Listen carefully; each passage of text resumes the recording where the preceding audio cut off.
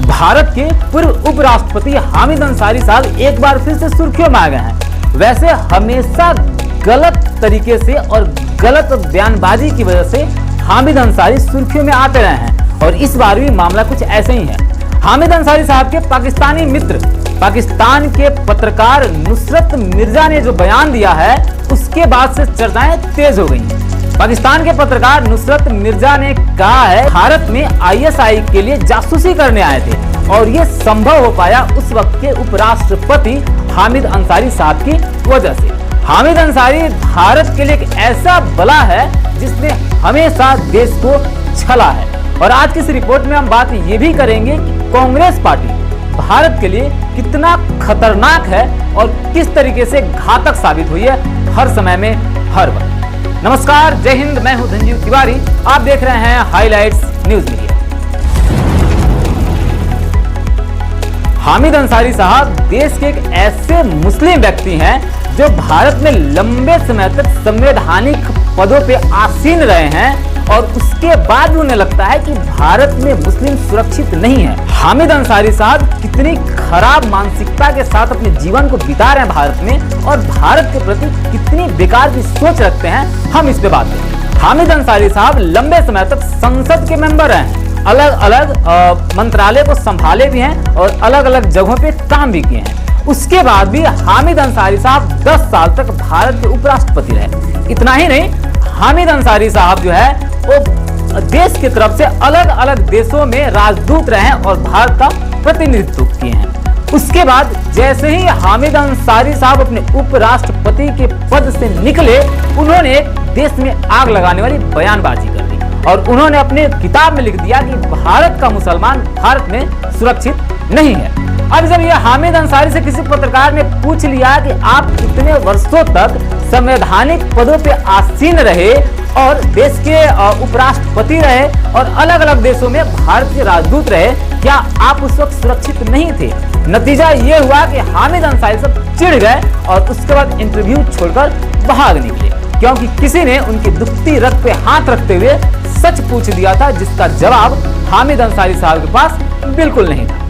हामिद अंसारी साहब के पुराने कुकर्म ने उनकी मुसीबतें खड़ी कर दी हैं और सिर्फ हामिद अंसारी साहब की नहीं, कांग्रेस की मुसीबत भी खड़ी हो चुकी है क्योंकि हामिद अंसारी साहब के पाकिस्तानी मित्र नुसरत मिर्जा ने अपने पाकिस्तान में एक बयान दिया है और उन्होंने ये कह दिया कि हामिद अंसारी साहब के बदौलत और हामिद अंसारी साहब के बुलाने पर वो भारत आए और पाकिस्तान के लिए आईएसआई के लिए जासूसी की।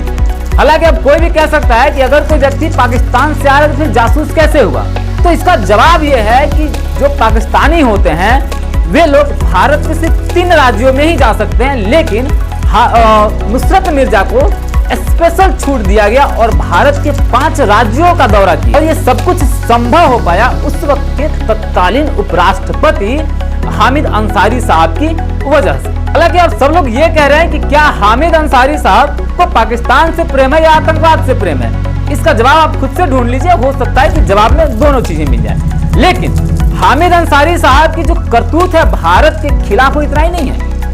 इल्जाम ये भी लगा था कि हामिद अंसारी साहब जब ईरान में भारत के राजदूत थे और भारतीय प्रतिनिधित्व कर रहे थे, उस वक्त उन्होंने भारत की इंटेलिजेंस ब्यूरो रॉ के एजेंटों के नाम का खुलासा कर दिया था और मारे भी गए थे। उसके बाद भी हामिद अंसारी पे बहुत से सवाल खड़े हुए और लेकिन हाँ, हामिद अंसारी को उसका सजा भी मिला और सजा ये था कि हामिद अंसारी को उपराष्ट्रपति बना दिया गया। अब इस जगह पे मैं क्यों कह रहा हूँ कि कांग्रेस जो है वो बहुत खतरनाक है, क्योंकि ये जो हामिद अंसारी साहब को जो सजा दिया गया था ये कांग्रेस पार्टी की तरफ से दिया गया और कांग्रेस पार्टी की जो महामहिम है सोनिया गांधी, उनके बदौलत ये सब कुछ संभव हो पाया।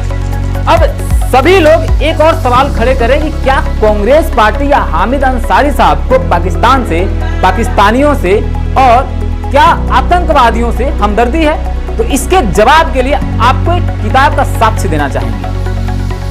मेरे पास एक किताब मौजूद है, इस किताब का नाम है भगवा आतंकवाद एक षड्यंत्र। इस किताब में बहुत सारी बातें लिखी हुई हैं और इस किताब में यह भी लिखा हुआ है कि भारत में जब जब आतंकवादी हमले हुए हैं उसके बाद उस वक्त जो सरकार में कांग्रेस पार्टी रही है उसका रवैया कैसा रहा है और कांग्रेस पार्टी सरकार में रहते हुए किस तरह के कदम उठाए हैं। अब सवाल यह भी है कि इस किताब को लिखा किसने है। तो इस किताब को लिखने वाले साहब हैं RVS मनी।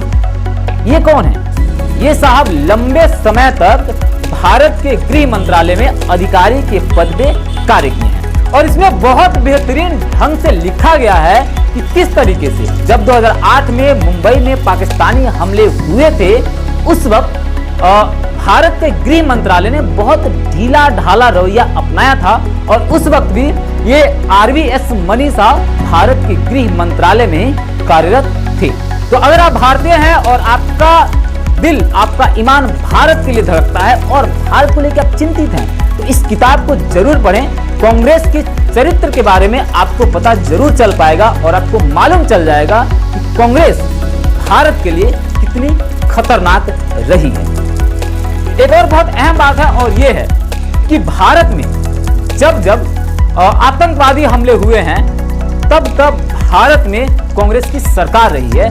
और एक और बहुत दिलचस्प बात जो कि बातें इस किताब में लिखी गई हैं कि भारत में जब जब आतंकवादी हमले हुए हैं तब तब भारत का गृह मंत्रालय पाकिस्तान में दावत खाते नजर आया है। तो चलिए आप इस किताब को जरूर पढ़िए, आप हमारा विश्लेषण जरूर देखिए और आपको अगर वीडियो पसंद आ रहा है तो आप इसको शेयर कीजिए, चैनल को सब्सक्राइब कीजिए। फिर हम मिलते हैं अगले वीडियो में। नमस्कार।